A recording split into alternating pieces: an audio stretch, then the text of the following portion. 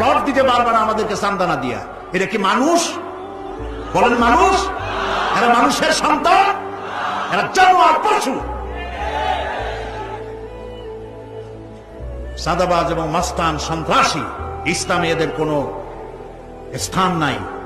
এদেশে যদি কোরআনের রাজ কায়েম হয়, সন্ত্রাসীদের মাথা কামাইয়া ঘোল ঢেলে দেওয়া হবে, যাতে মাথা ঠান্ডা থাকে। এই জন্য মাথা ঠান্ডা করিয়া বসে থাকবে। আর সকলের চাকরি দেওয়া হবে, কাজ করো আর খাও, চান্দাবাজি করো না। শ্বশুরের কাছে চান্দাবাজি করে, বউর কাছেও চান্দাবাজি করে।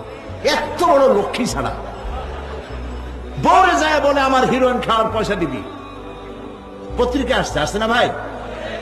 কত বড় শয়তান বউর কাছে চান্দা চায়।